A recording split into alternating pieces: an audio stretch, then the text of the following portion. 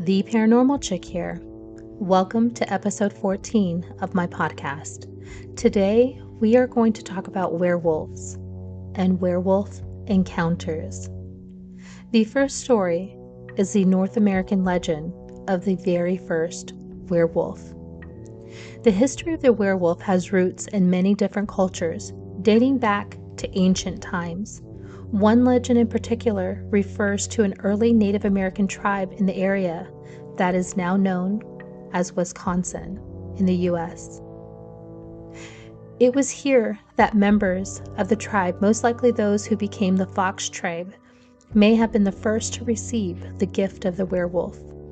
In this legend, there is a spirit god named Wizikachek. Wizikachek was a shapeshifter who lived in the woods. He was a friend to humans, and his default physical form was that of a wolf. One day, Wizikachek was roaming the woods in the form of a man when he saw two brothers from the Fox tribe hunting. The boys named Kimi and Machiayu had just caught a deer with their bows and arrows. Wizikachek walked up to the boys and presented himself as a lost and hungry wanderer from a different tribe. Kimi offered the strangers some of the deer meat that they had just caught, and Wizikachek accepted. About a week later, Wizikachek appeared in the same part of the woods again and saw the same boys hunting. Machiayu explained that ever since they caught the deer a week earlier, they hadn't been able to catch anything, and they were very hungry. Wizikachek, remembering the boys' previous generosity, told them he had no meat to offer them, but he could share with them his power to shapeshift into a wolf so that they could catch a deer more easily. At first, the boys didn't believe him, but when Wizikachek transformed into a wolf and back in front of their eyes, they agreed. The only condition that Wizikachek gave Kimi and Machiayu was that they could not use their wolf forms to hurt any humans and only to hunt. Months went by and the boys used their wolf forms to catch enough deer for the entire village. One day, Machiayu was in an argument with another boy in the village, and in his anger, Machiayu transformed into a wolf and killed the boy. Now, fearing their power, Machiayu and Kimi were both cast out of the tribe and forced to live in the woods. Wizikachek was furious. He cast a new spell on Machiayu so that from that day forth, he would no longer be able to shapeshift at will. Every day, he would take on a complete human form, and every night, he would transform into a mindless wolf. Kimi, having done no wrong, was allowed to keep his shape-shifting ability. Having been cast out from the Fox tribe and knowing Machiayu would be unable to control himself in his wolf form, Kimi left by himself into the wilderness. Machiayu is now known as the father of werewolves, being the first one and creating the others. This is where the history of the werewolf begins, but it's far from over. Many years went by with no sign of Machiayu or any aggressive night wolf. Legends from other tribes told stories of wolves larger than men hunting near their villages.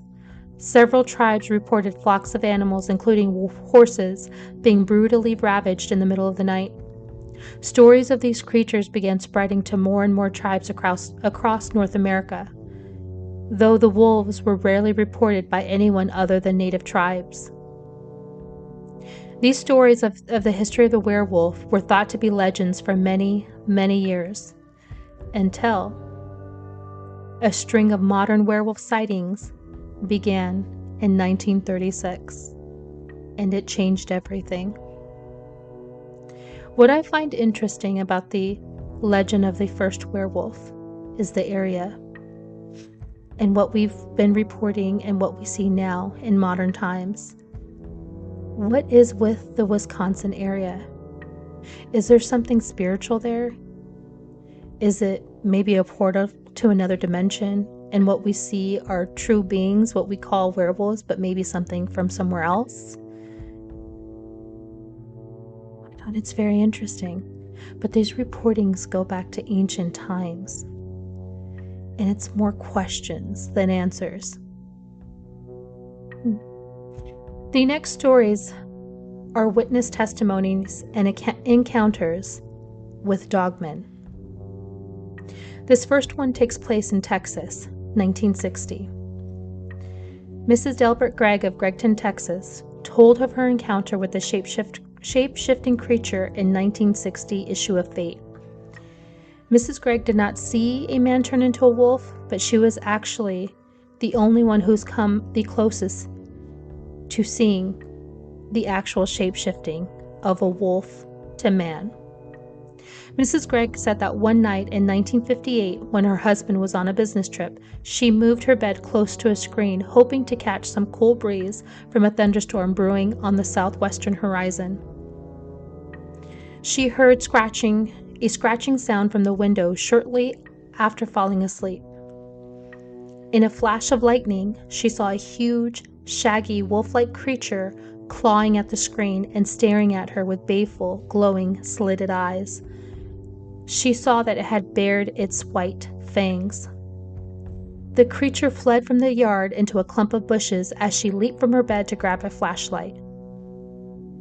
Mrs. Gregg said, "I watched for the animal to come out of the bushes, but after a short time, instead of a great shaggy wolf running out, the figure of an extremely tall man suddenly parted the thick foliage and walked hurriedly down the road, disappearing into the darkness." The next encounter is from a gentleman. The witness claims that a dogman has followed him since he was young, with 2 separate encounters spanning 20 years apart. The first one takes place in 1988 in Alto, Michigan, just southeast of the city of Grand Rapids. The anonymous source is in elementary school at the time and was playing during recess around 10 in the morning. He decided to run out into the woods that were adjacent to the elementary school playground to hide and, well, cheat at the game of war.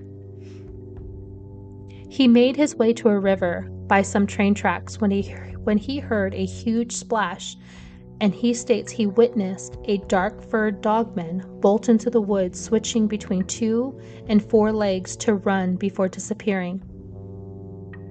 It was at this point he decided to run straight home and hide in his bed.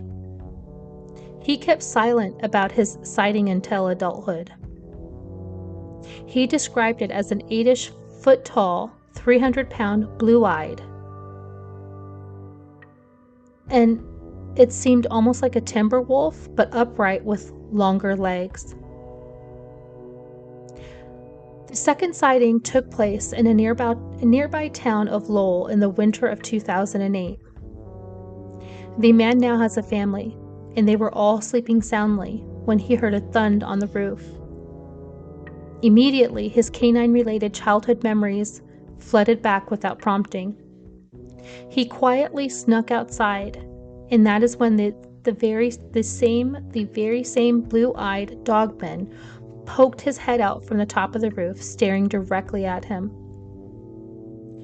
The dogman leaped around 30 feet from the roof and bolted on all 4s to the tree line.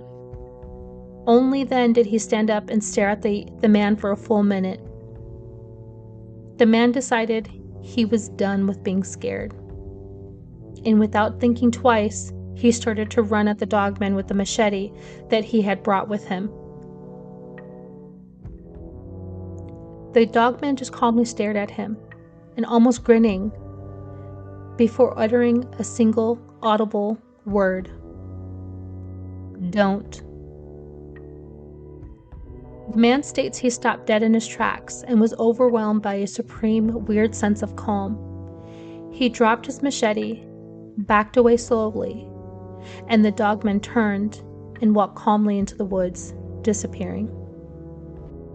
This next encounter takes place in a North Michigan town of Reed City in November of 2007. A man named Sam and his 2 friends were out hunting, each positioned in their own stand until about 4:30, when the sun started to set.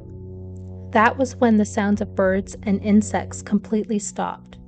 A silence hung in the air for a full minute, but was then broken by 3 deer running past Sam while he was in his stand. It was followed by a foul scent similar to a mothball. That was when it appeared, a hulking, hunched-over, yellow-eyed, 2-legged cryptid, breaking from the bushes to pursue the deer. Perturbed, Sam stayed put until his friends arrived, though they only proceeded to make fun of him. Despite that, the 3 started to head home, opting to return the next day. The day would prove to remain objectively calm until around 5 p.m. when Sam heard shots being fired from 100 feet away, followed by screaming from his walkie-talkie. His friend panicked, described the exact same dogman that Sam had seen, though thankfully it ran away this time as well. Either they lacked foresight or were sufficient in courage, because they decided to hunt for 2 more days. The 3rd day of hunting was completely quiet in terms of dogman-related matters, but the fourth day proved that the canine cryptid was still on the prowl. This time, the dogman didn't even wait until noon before he ran into a well-lit clearing right in front of 2 of the 3 hunters. He stared at them directly and started grinning. Sam's friend aimed a gun at the canine, and it ran off immediately, making a growling, hissing noise. About an hour later, the 3rd friend radioed in and said, you guys, are you in a werewolf suit at my blind? Because it's not funny. Before Sam could answer, he heard 5 distinctive shots ring out in the distance.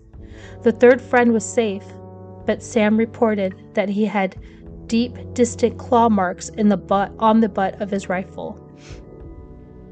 When they returned to their cabin later, the trio saw the snowy ground riddled with large canine footprints and the very same claw marks embedded in the front door of the cabin. This next encounter occurred in Shelby, Michigan. This story takes place in the heart of frigid Michigan winter. On a cold night, 30 minutes to midnight, retired law enforcement officer Laura Love was riding shotgun with a friend of hers, who, for the sake of this story, wishes to remain anonymous and only being referred to as C. The 2 were headed north on US 31 near West Weber Road overpass when they had a good look at something canine on the cold, snowy road. We saw a large, tall, dark, and oddly shaped creature run out from the left side of the overpass, claimed Love. It hit the rear quarter panel of a small truck in front of us, causing the truck to fishtail. The other truck didn't even stop to check for damage. It just sped off. However, Love and her friend were able to get a good look at the lunar lit lupine. She describes it as almost 7.5 feet tall, dark-furred, bipedal figure with backward-looking knees and nearly a lion's mane worth of fur sitting on its neck like a fancy fur collar from the 20s. She also claimed that the dogman had a face like a border collie. The creature didn't stop to put on any further show for its audience of 2. It ran off, disappearing into a patch of weeds and trees. Love and C drove home silently, stunned, and didn't discuss their encounter until they were in the safety of Love's home. Only then were the 2 able to admit to each other that they had both, indeed, seen the Michigan dogman. This final story comes out of Minnesota. On the border of Wisconsin is the city of Duluth. It can be found in Minnesota, right at the westernmost point of Lake Superior. This sighting took place on November 7th, 2016. It comes from a graphic designer, though she wishes to keep her name anonymous. It was a cold night on Maple Grove Road, a stretch of road that sits right at the border of a residential Duluth and the more rural area to the northwest of town. The anonymous source witnessed an upright cryptid running from the edge of where lampposts of the residential area are able to illuminate before dashing into the field with a very old barn. She described the creature as probably being 7 feet tall if it were not running on all fours with an extremely hunched back. It had a wolfish face with a long snout and short, pointed ears. It moved stiffly and awkwardly as if it were walking on its hunches like a gorilla. The graphic designer was frozen for a second, watching the dogman move, until she saw a passing pair of headlights illuminate it from behind, bringing into focus the creature's silhouette much, much more clearly. She panicked and drove to a well-lit gas station where she waited for her husband to come home. She described an overwhelming, almost supernatural fear weighing down on her like a thick sludge. The story doesn't end there. As soon as the anonymous reporter told her family about the brief encounter, her sister confessed to having seen the same hunched, wolf-like being years back, standing at the edge of her property and staring into her house with piercing red eyes. So those are the werewolf stories I have for you today. I find it interesting going back to the legend of the first werewolf. It's always Wisconsin. In all the sightings that we see in North America, well, in the United States, a high amount of sightings are in the Wisconsin area, Michigan. And now the legend of the first werewolf ties back to ancient times, ancient early tribes. Could it be true? Is that the reason why we now have modern day sightings of the dogmen? Was it that lonely Native American boy who was cursed to live his life as a wolf? Makes you wonder. Well, that's all I have for you tonight. As always, I would like to hear your feedback, the good, the bad, and the ugly. If you have any suggestions or any experiences that you would like for me to tell on your behalf, you can remain anonymous. Send them to me. I would like to hear, see, or read them. My email is theparanormalchick@gmail.com or theparanormalchick@icloud.com. Again, I will post this to my YouTube channel, which is The Paranormal Chick. Be sure to like, subscribe, and follow me. Until tomorrow, my friends, stay safe and good night.